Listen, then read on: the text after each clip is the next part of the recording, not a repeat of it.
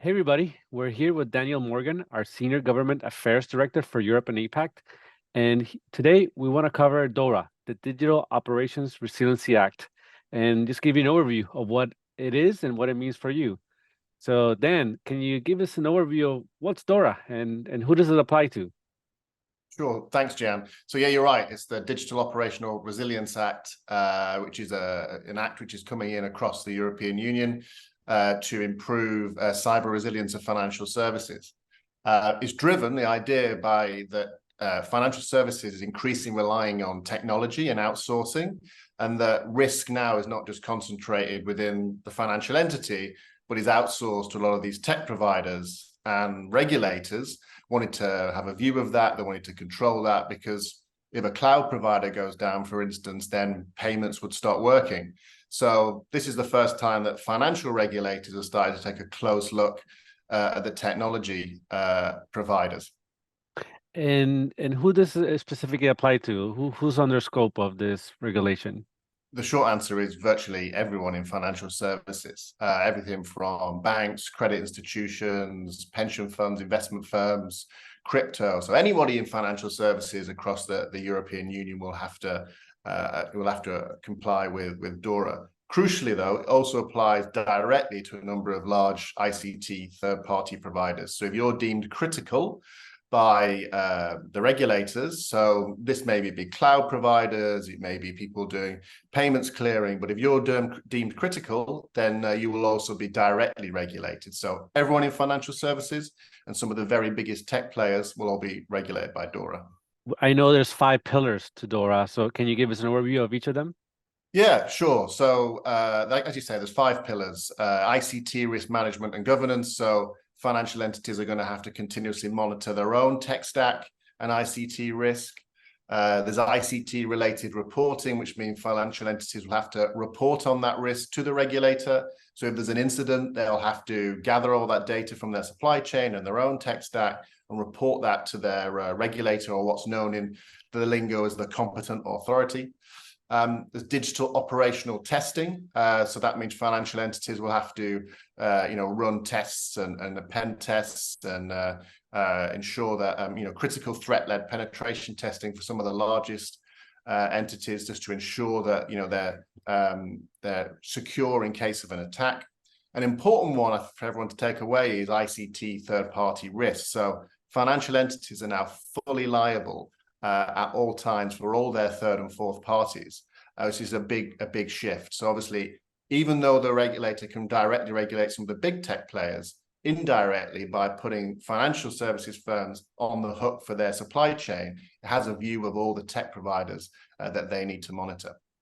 The final one is information sharing, which is one that we look at a little bit less, but this is the idea that financial entities are going to share cyber threats or potential risks within the ecosystem in order to boost overall resilience of financial services.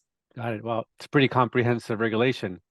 I'm sure many of the financial entities in Europe are scrambling to get ready for it. So, what are the challenges that you're seeing or obstacles that these entities and companies are going to face to comply with DORA? Yeah, so I think there's a few things. I think having the right tools to monitor them third parties. One of the other points from Article 9.1 says that financial services firms have to continuously monitor these third parties and your digital footprint. So you can't do that without the right tools. So thinking now about how are we going to be able to do that, how are we going to gather that data, how are we going to pull that data together quickly and report to the regulator, I think is going to be key. Second one is having that data to report to the regulator. You're going to have to find it in some cases in under 24 hours. Again, you're going to need the right tools and you have to think about what that data is.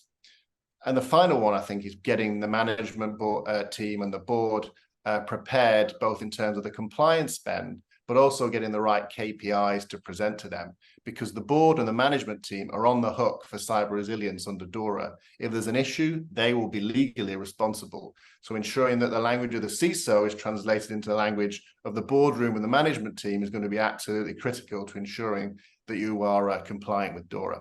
Right. Yeah, I think so. You hit a lot on tooling, and I know that our customers are looking at us to help when when complying with DORA. So can you speak to a little bit how Security Scorecard is helping with DORA compliance?